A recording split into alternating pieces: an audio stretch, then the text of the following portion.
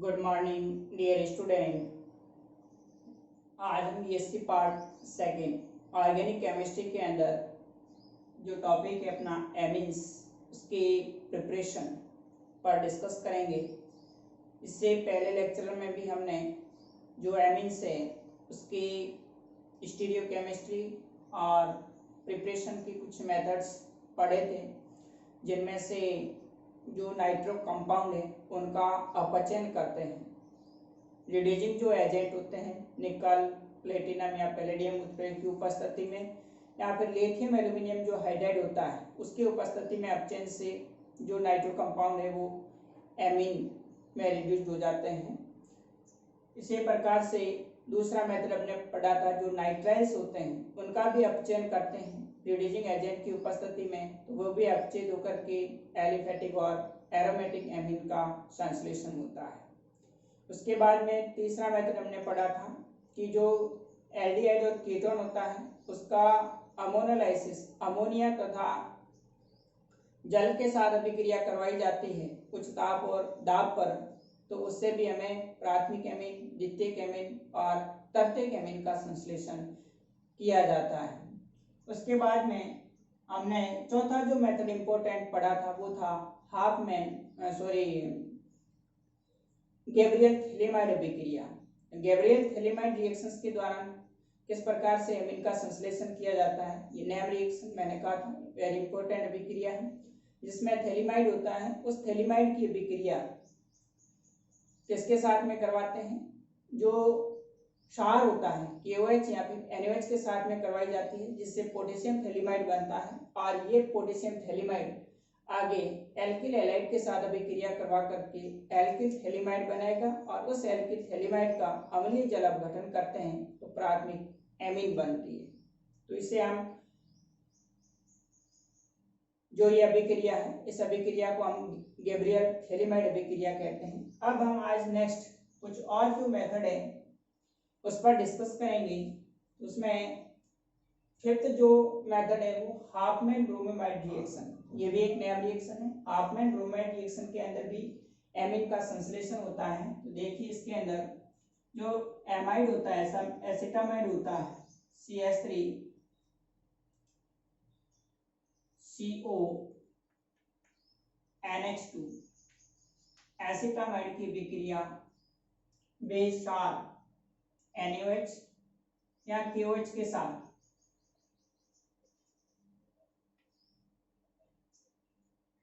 Plus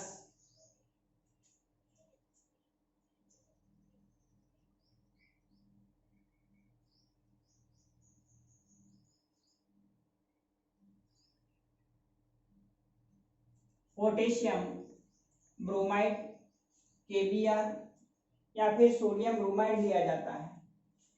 तो ये acetamide potassium bromide और KOH के साथ अभिक्रिया करके प्राथमिक एमीन CH3NH2 प्लस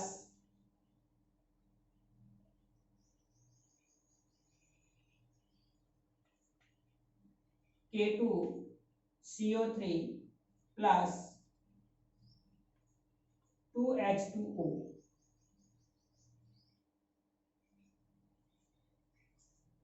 बंद बनाते हैं। सॉरी, इसके अंदर ब्रोमीन लिया जाता है Br2, KBr नहीं है, Br2। एसिटामाइड की अभिक्रिया क्षार KOH प्लस ब्रोमीन के साथ 4KOH प्लस Br2 के साथ जब अभिक्रिया करवाई जाती है तो acetamide plus K2CO3 plus 2KBr plus 2H2O बनता है। तो ये अभिक्रिया है हाफमैन ब्रोमीमाइड अभिक्रिया करवाते हैं। एसिटामाइड क्षार KOH प्लस ब्रोमीन Br2 के साथ अभिक्रिया करके प्राथमिक एमीन CH3NH2 बनता है प्लस K2CO3 बनता है प्लस पोटेशियम ब्रोमाइड KBr बनता है प्लस 2H2O बनेगा। इसी प्रकार से यदि हम C6H5CONH2 लेते हैं और उसकी अभिक्रिया क्षार KOH प्लस Br2 के साथ में करवाते हैं तो एनिलीन बनती है H5NH2 plus K2CO3 plus 2KBr plus 2H2O। तो इस प्रकार से आप देख रहे हैं हाफमैन ब्रोमाइड अभिक्रिया के अंदर एलिफेटिक एमीन और एरोमेटिक एमीन दोनों का संश्लेषण किया जा सकता है। अब यहाँ पर देखिए कि जो हम एमाइड लेते हैं उस एमाइड के अंदर आप देख रहे हैं 2 कार्बन युक्त एमाइड होता है, लेकिन जो एमीन का संश्लेषण होता है उसके अंदर 1 कार्बन युक्त एमीन बनती है। तो यहाँ पर एक कार्बन की कमी होती है, इसलिए इसको हाफमैन डिग्रेडेशन भी कहा जाता है। तो नॉट एसिटामाइड में या एमाइड में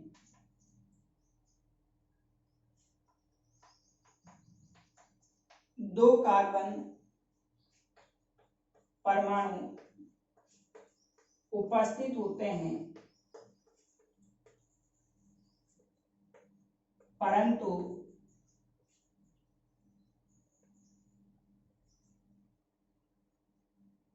उत्पाद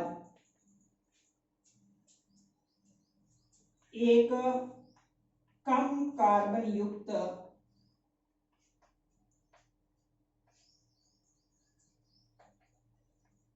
एमीन का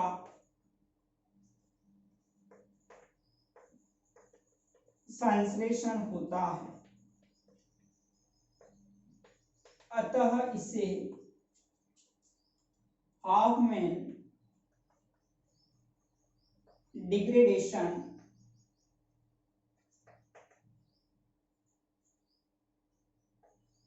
कहा जाता है। यहाँ पर आप देखें 2 कार्बन युक्त एमाइड है, लेकिन उत्पाद के अंदर जो एमीन बनती है उसमें एक कार्बन होता है। एक कार्बन परमाणु पोटेशियम कार्बोनेट के रूप में अलग हो जाता है, इसलिए एक कार्बन की कमी होती है। इस कारण से इसको हाफमैन डिग्रेडेशन अभिक्रिया भी कहेंगे। दूसरी बात, जब इस अभिक्रिया की क्रियाविधि देखते हैं तो इसके अंदर जो मध्यवर्ती होता है, मध्यवर्ती एसाइल नाइट्रीन का निर्माण होता है, जो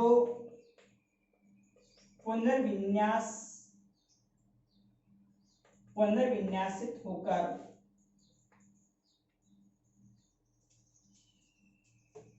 प्राथमिक एमीन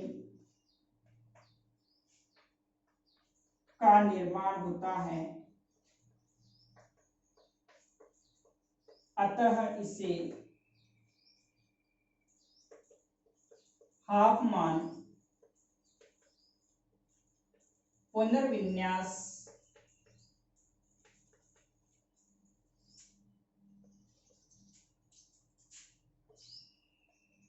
अभिक्रिया भी कहते हैं।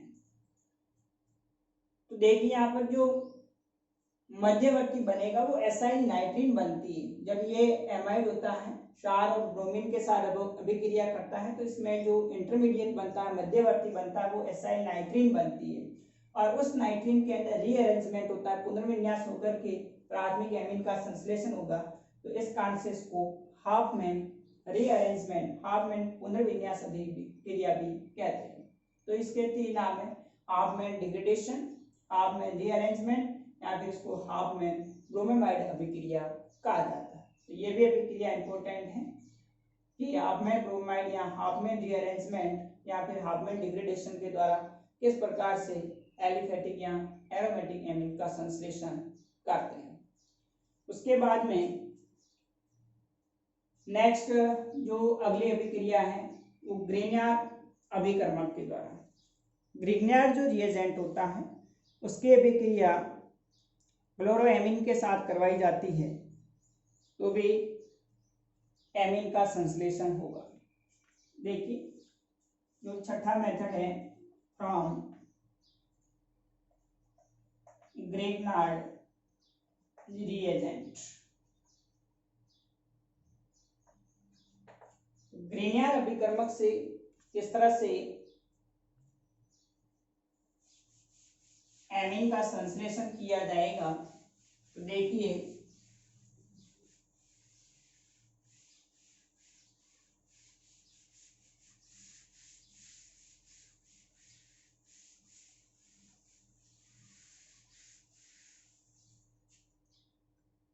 ग्रिनियर अभिक्रमक RMgX एल्किल मैग्नीशियम हैलाइड होता है। इसकी अभिक्रिया क्लोरोएमीन के साथ Cl NH2 के साथ में करवाई जाती है। तो यहां से बॉन्ड क्लीवेज होगा, यहां से बॉन्ड क्लीवेज होगा R के साथ NH2 समूह जुड़ करके प्राथमिक एमीन प्लस MgX ClO अलग हो जाता है। जैसे यहाँ पर हम C6H5 MgBr लेते हैं, एनिल मैग्नीशियम ब्रोमाइड लेंगे ग्रिनियर रिएजेंट के रूप में, तो उसकी अभिक्रिया क्लोरोएमीन के साथ में करवाई जाती है। तो यहाँ से C6H5NH2 समूह के साथ जुड़ जाएगा, बॉन्ड क्लीवेज होगा और क्या बनेगी aromatic amine C6H5NH2 plus MgClBr, तो एनिलीन बनती है। इस प्रकार से हम ग्रिनियर अभिक्रमक के द्वारा क्लोरोएमीन से अभिक्रिया करवा करके प्राथमिक एमीन का संश्लेषण किया जाता है। एनिल मैग्नीशियम ब्रोमाइड है, क्लोरोएमीन के साथ अभिक्रिया करके एनिलीन प्लस MgBrCl बनाएगा। नेक्स्ट सातवां जो मेथड है एल्कोहल का अमोनीकरण, जो एल्कोहल्स होते हैं उसका अमोनोलाइसिस किया जाता है एल्यूमिना उत्प्रेरक की उपस्थिति में, तो इससे भी एमीन का संश्लेषण होगा। तो नेक्स्ट सातवां मेथड है अमोनोलाइसिस ऑफ एल्कोहल्स, एल्कोहल का अमोनीकरण, यानी एल्कोहल जो है इसकी अभिक्रिया अमोनिया के साथ में करवाते हैं। Al2O3 उत्प्रेरक की उपस्थिति में इसको हीट करेंगे तो यहाँ से H2O अणु बाहर निकल जाएगा और प्राथमिक एमीन RNH2 प्लस H2O बने। जैसे हम एथेनॉल है और इसकी अभिक्रिया अमोनिया के साथ NH3 के साथ में करवाई जाएगी तो C2H5NH2 एथिल एमीन बनती है प्लस H2O बनेगा। एथेनॉल अमोनिया के साथ अभिक्रिया करके यहाँ से H2O अणु निकल जाएगा और NH2 समूह C2H5 के साथ जुड़ करके एथिल एमीन प्लस H2O बनाता है। इसी प्रकार से प्राथमिक एमीन के साथ अगर अभिक्रिया करवाई जाती है, एल्कोहल की अभिक्रिया प्राथमिक एमीन के साथ करवाई जाती है RNH2,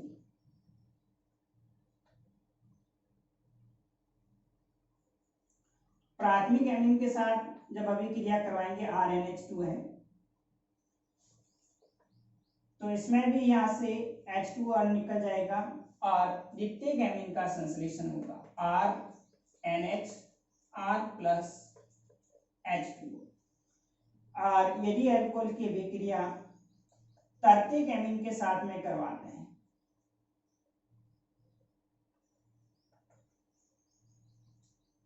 तो तृतीयक एमीन के साथ अभिक्रिया करके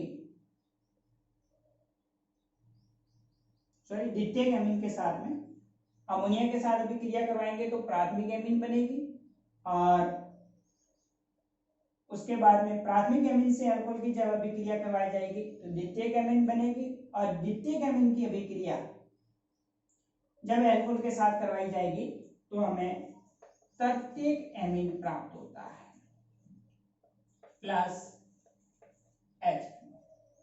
इस प्रकार से एल्कोहल का अमोनियालाइसिस करते हैं अमोनिया के साथ और उसके प्राथमिक द्वितीयक एमीन के साथ जब अभिक्रिया करवाई जाती है तो इससे हमें प्राथमिक एमीन, द्वितीयक एमीन और तृतीयक एमीन का संश्लेषण किया जा सकता है।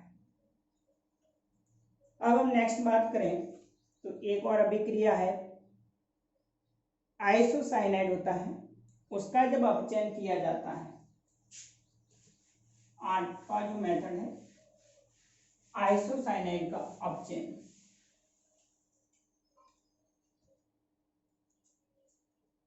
फ्रॉम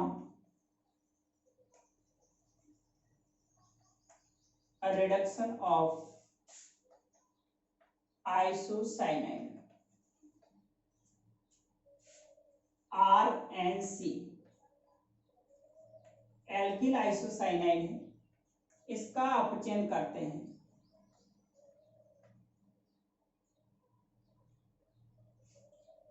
निकल, प्लेटिनम या पैलेडियम उत्प्रेरक की उपस्थिति में, तो हमेशा द्वितीयक एमीन का संश्लेषण होगा।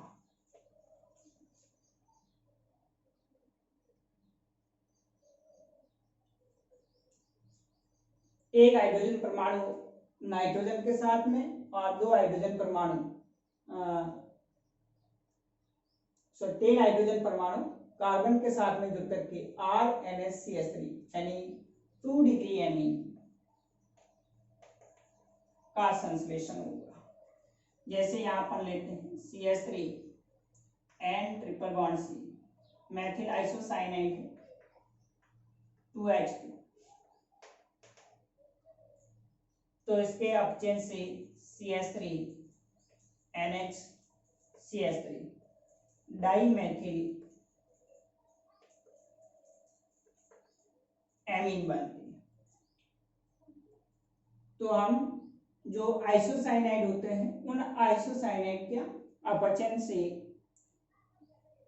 द्वितीयक जो एमीन है उसका संश्लेषण किया जा सकता है, एलिफेटिक और एरोमेटिक। एरोमेटिक के लिए जैसे C6H5 N triple bond C phenyl isocyanide है, इसका जब अपचयन करवाएंगे तो C6H5 NH-CH3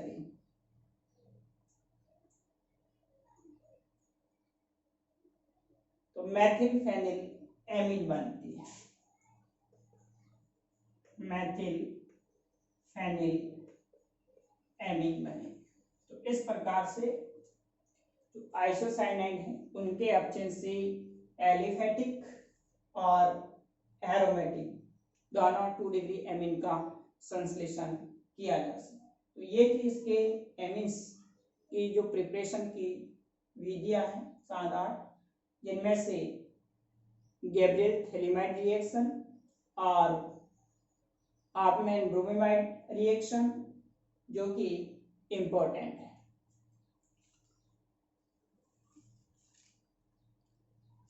अब आगे हम इनका जो सेपरेशन है, पृथक्करण किस तरह से प्राथमिक द्वितीयक एमीन का किया जाएगा उसको अगले वीडियोज में डिस्कस करेंगे।